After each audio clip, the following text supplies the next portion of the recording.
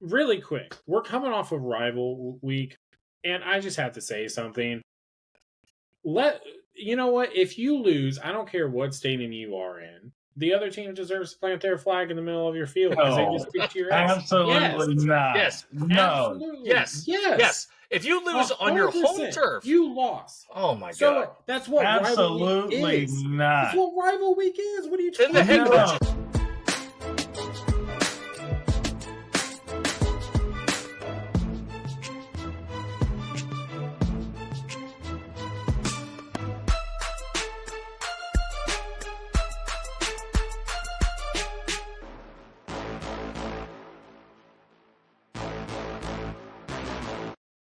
Hello, everyone, and welcome to the Beardzone Sports Talk. My name is David. I got Scooter. I got Carlos with me. And tonight, fellas, we are going to be diving into the games that are happening this weekend, which could definitely affect some of the playoff brackets that we have seen from the latest playoff bracket. So let the chaos begin because college football playoffs are right around the corner, and it's an exciting time to be alive. But before we get into all of that, do us a favor, hit that like button, hit that subscribe button, as that is the best way to continue to support us as we grow this college season. Gentlemen, there's some games this weekend. Couple of them, like the Big Ten game, Penn State, Oregon. I mean, I think that's not really going to play too much of a factor as far as who's going to be in and what it does. Could affect some seeding, but for the majority of the case, even if Oregon's loses, right, I think they're still going to be in the playoffs. So we have that game, but we do have a game on Friday. And Carlos, you're a big Friday. Well, okay, let me rephrase that. You always say that Friday games are trap games. And this Friday, we have UNLV versus Boise State. Now, Boise State has been they're going to go into this game as the favorites, right? They've been playing very well this year. Definitely a good team. They have the running back who is a potential Heisman candidate or potential Heisman winner. It's at Boise State. So, but UNLV, they've played tough this year. Could this be a trap game for Boise State? And if it is, what does this mean for Boise State? Are they out then? They're definitely out. If they don't win, they're out. And then UNLV goes in, which I hope does not happen. I just want to see Jeffrey see him on a national stage. I mean, he's going, like you said, he's up for the Heisman. He's probably, I think it's between him and Travis Hunter. But yeah, normally, Fridays are normally trap games, man. If you're the favorite, it's not a game that you want to be playing on a Friday night. But I'm not a big believer in UNLV. They had the quarterback earlier in the year that won 5 games, and then he decided to quit because you guys promised me some money. You didn't give it to me. I'm out of here. And it's just it's just a conference that you can be 10-2 in, but who you played all year? There's not a lot of. I don't know if they actually play defense on that league, but it's just not a very strong league. And Boise is a team that has had success in the past. They've been in the big bowl games before, so I would see them just kind of cruising along. I mean, their only losses to Oregon by 1, so I think they'll take out the running Rebels pretty handily here. Yeah, they lost to Miami, I think, like week 2 by 3 points or whatever, and then that's when Oregon kind of took off, right? And then the UNLV game in October, they won by 5 points or whatever. UNLV went from a program that was 1 win to being in their conference championship game. Got to give them kudos for that. I can't imagine how happy that program is, but if Boise State loses, that's where you get into the whole 2-loss versus 3-loss team. And obviously, I think even if UNLV wins, I don't think the American Conference has the pedigree to say, hey, we're better than you. Unless Army somehow spanks Tulane, then maybe you give them the nod. But I think UNLV, if they win, looks still better on paper. to beat Boise, because Boise had some tight games against ranked teams, I guess, now with UNLV and Oregon. I think Boise looks better. Like Carlos was saying, I'm with him on seeing Ashton Jeanty going in and just running and breaking Barry Sanders' record, and we can all cry tears of joy. And I think it's played in Vegas, and that's a great stadium to put on a great show. I will say, though, the guy who took over for the quarterback in UNLV did a spectacular job filling that gap. But Mountain West, I think, gets the nod overall over the American, because the American doesn't really have a lot of talent. I hate saying that being a USF fan. But Mountain West does look better this year. Yeah. I mean, like I said, let the chaos begin, because that's what this college football season has been, and I'm sure that the playoffs are going to bring even more chaos as we get into it. Let's talk about we always talk about, as football fans, you want to hide the hot hand, you want to ride the hot hand, and right now there is a team that is going to be playing this Saturday that has been extremely hot, and that's ASU. They have a chance to go ahead and take the Big 12 if they knock down Iowa State. ASU is a team that I would not want to be playing right now. Every team that they have gone up against, they have been playing very well. They're clicking on all cylinders. And do I think that they have a shot at going all the way? Probably not, because there's some definitely a lot of there's better teams out there than ASU by far. But you never want to play against a team that is looking as good as ASU. And coming into this weekend, they can punch their ticket, solidify their ticket into the playoffs by beating Iowa State, and I definitely see them doing that. If you're a coach of the other team and you're facing Iowa State right now, you're losing some sleep at night. You got to be. Yeah, I think a little bit, because they're, like you said, they're on a roll. Momentum is big, and then Iowa State's got to be kicking themselves for losing those two games. With Texas Tech and Kansas. At least Texas Tech, I felt like that would have been the game they should have had, because Kansas has been that thorn in people's sides. But they're going to be tough. But I don't count the Cyclones out, man. I don't know. There's just something about that team. But the Sun Devils are playing really well, and momentum is just such a killer. But if Cyclones can hang in there for a little bit, take that first initial wave, it wouldn't shock me if there's the slight upset here. I don't know if you can call it upset when both teams are 15 and 16, but it wouldn't surprise me at all. So you have two pretty young coaches playing for the Big 12 championship game, and one in his first year. Iowa State, their head coach, has done a spectacular job in recruitment and getting quality talent. Yeah, they're the key loss to Texas Tech, and also ASU lost to them too. Really dumb loss, to be honest. And Iowa State has shown glimpses of kind of close games, and Rocco Beck coming in and just taking charge. Florida boy going to Iowa, and it would be a very Iowa State thing to do, to lose in the championship game to a team they shouldn't lose to. But ASU, like you said, Arizona State, man, their coach, Kenny Dillingham, was the offensive coordinator for Mike Norvell for FSU when he was at Memphis and Arizona State before that. He was the offensive coordinator for Gus Malzahn at Auburn. And he was also the offensive coordinator for Dan Lanning at Oregon. So this guy has a pedigree of epic offense and winning. So, I mean, if it's ASU's time, I wouldn't doubt it. And without a doubt, with whoever wins the Big 12 championship game, they're in the playoff, whether it's the 5th seed or 4th seed, probably, depending on how it shakes up with the Boise State game. But I'm rooting for the Cyclones on this one just because I'm close to them now.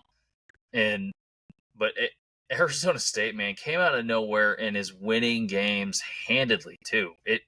The youth, the morale, and all that. Same thing with Iowa State. We may see a dark horse from the Big 12 potentially make a run to kind of solidify their conference as not just part of the Power Four, but just a respectable conference. Because K-State started off rocky, and then BYU started out hot, and then tanked, and then Kansas just decided to show up and play football for 3 weeks straight and upset 3 top 25 teams.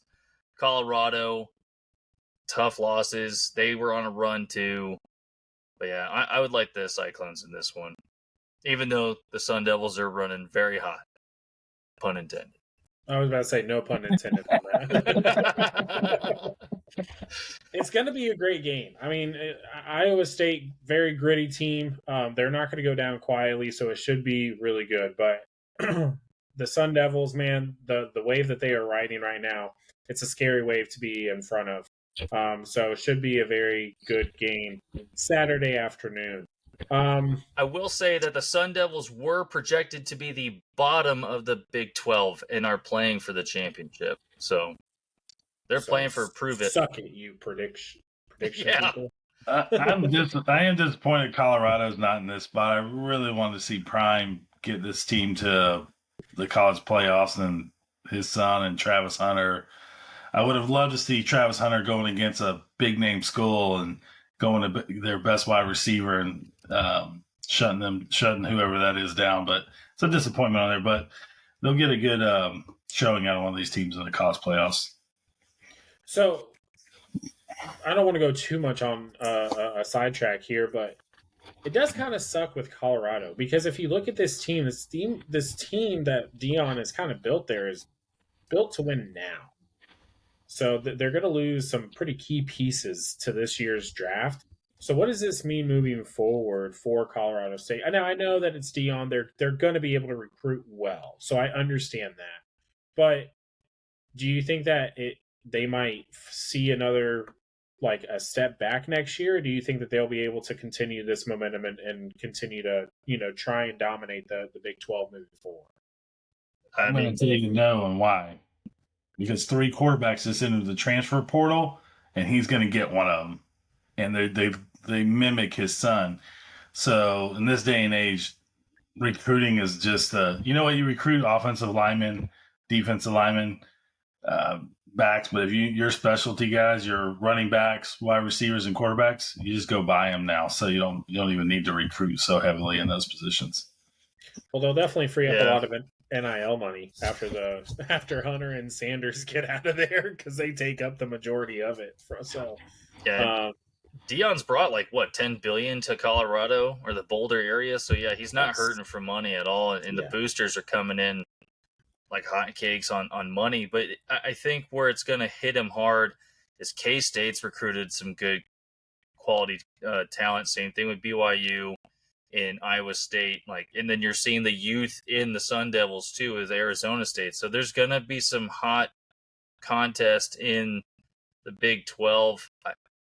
I think that the hand still goes to Colorado because you got the Dion effect and everything else. But I think he's in more of a prove it mode the next year or two.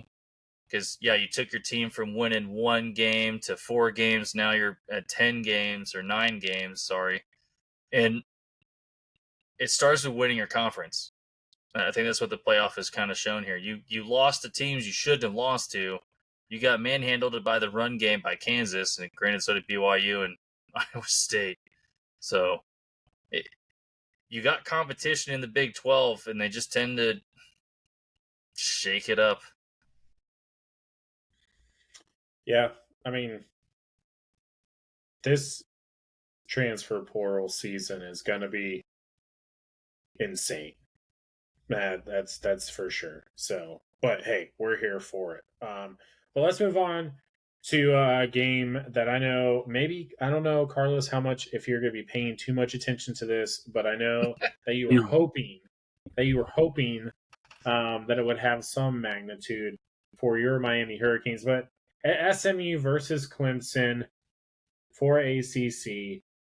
If Clemson wins, what does this do? How does this affect? I feel like it's got to affect somewhere in this bracket because we have an Alabama team who has 3 losses. And Carlos, you said it. They're 1-3 against top 25 teams. Is that correct? 1-3, and the losses against Vandy and Oklahoma should be enough to kick them out. But Right. that's above my pay grade. I think it's above all of our pay grades. So, but if Clemson wins, can that be enough to push Alabama out? And is it also enough? Is there any shot for your Miami Hurricanes to get back in? I mean, they had some tough losses. You don't. I mean, I get it. You don't lose to Georgia Tech, although Georgia Tech, gosh dang man, a couple weeks ago, 8 overtimes with Georgia. I wish that they would have been able to pull that off. But and so they play hard. They're a pesky team, Georgia Tech. They lose to Georgia Tech. Then they go and they lose to Syracuse, which is again another pesky team. They play teams hard, but they're 4-2 against top 25 teams. So I feel like Miami is kind of getting the shafted here, so to speak. But in this game, if Clemson wins, is there any shot for them to boot Alabama? And is there any shot for this to make room for your Miami Hurricanes? So Clemson's 17 in the power rankings for the college football, and Clemson, I believe, is 8, 9. So Clemson wins. It really, what does SMU do? Does it 2 losses go below Alabama and Miami? Does it drop them into that 13, 14 range? So it's really going to depend on how they do it. And you're not going to, I don't think you see Clemson skyrocket up into the top 10. So it probably will push Miami, and it could push Bama down a little bit more. I don't know how the rankings folks do this, but how Ohio State is still ranked 6th after losing to a not a good Michigan team, and I believe they lost at home. I don't think they were on the road. Yeah, so how they're still number 6, I have no idea. After losing that game, so and that you don't have like an SMU or Tennessee that's ahead of them, and they're not even playing for their conference. So it mind boggles me how they do these rankings on here, because after losing to Michigan, and that head coach should be fired after this year, because this is the year to beat Michigan and he doesn't do it. But got sidetracked there. It's an interesting dynamic. What happens to them? For the college football, you hope SMU wins because it makes it easy and Clemson just falls to the wayside. But for an Alabama, you definitely don't want to see it, because it could mean that now you're out when you were hanging on by a thread. So, if anything, if SMU might solidify that 11th spot, because the 12th spot is going to be eaten up by the Big 12 champion. So, Alabama will be kind of holding their breath a little bit watching that game. I hope you're ready for this one. Bama does not deserve to be in the playoff. A 3-loss, any team, unless there's a multiple 2-loss scenario or whatever, doesn't deserve to be in the top 12, and here's why. Because if Clemson wins, they should be the only 3-loss team in the playoff. SMU should move down to the 12th spot and leave it alone. Or in this case, in the bracketology thing, they'd be the 11th seed, because the Big 12 basically locked down the 12th slot because of the whole 5 conference winners. You lost to a bum-ass Oklahoma team. You lost to Vandy, for Christ's sakes, who's only beaten you once at home. You lost in Vandy, and then you lost to Oklahoma, who looked like a wet paper bag that could only run the ball. They couldn't throw the ball, and you still lost. Like, if anyone is listening and you're a defensive coordinator and you just happen to playing Alabama, just blitz Jalen Milroe and you're totally fine. That's basically it. Saban said they didn't deserve, and that guy is Alabama written all over him. And your only signature wins against a Georgia team they lost to Vandy when they were ranked number 1. Yep. And they do beat Georgia, but they got Georgia when Georgia was in that weird slide when Carson Beck were drunk. They were drunk for like 3/4 of the game, and Carson Beck threw like eight interceptions. Didn't they come off of the Texas game? Wasn't that the Yeah, and they just said riding high off of that, but they don't have they lose against Tennessee. like Vandy, Oklahoma. But the Oklahoma loss, they only put up 3 points. Yeah. That's against a team that's not known for defense. That's not good. Well, so Bama can get in if Georgia loses. If Georgia wins and Clemson win, Alabama has no business in the scenario. But to the ACC, I think they desperately just need to have SMU win in their first season and just leave it alone. Dabo can go back and swallow some pride and actually hit the transfer portal and start some of his transfers. Because they need a rebuild. They need something this offseason because Clemson's they're too 50-50 to me. They lost to Louisville. Same thing with SMU. And then they lose to the Gamecocks and South Carolina playing super hot football too, but they're not in this scenario. But Clemson played awful at home. I don't know how they beat SMU because SMU for once actually looks very good. Yeah, it should be an interesting game. It probably didn't, it just sucks because I was really looking forward to seeing Cam Ward and Miami Hurricanes in this playoff. But, it is what it is. Really quick, we're coming off of rival week, and I just have to say something. You know what? If you lose, I don't care what stadium you are in. The other team deserves to plant their flag in the middle of your field because they just kicked your ass. Absolutely not. Yes. No. Absolutely. Yes. If you lose on your home turf, you lost. Oh my god! So that's what absolutely rival week is. not. That's what rival week is. What are you talking about? Then the head about? coaches should fight each other. No. Here's the deal: if you lose at home on rivalry week, you lost any rights to that field for that moment in time. And if you have a problem with that, you can throw the headsets off, and both your head coaches can fight regardless of age. I don't care. Come to fisticuffs because Ryan Day's a horrible leader, and he would have lost that fight against Michigan because he got his ass handed to him and then decided to be like, oh, my players were offended because they couldn't play for 4 quarters and lost to our rivalry week, to the Michigan Wolverines. And also now they're butthurt. Sorry, dude, you guys didn't show up for 60 minutes, so here's another 60 seconds. Boom.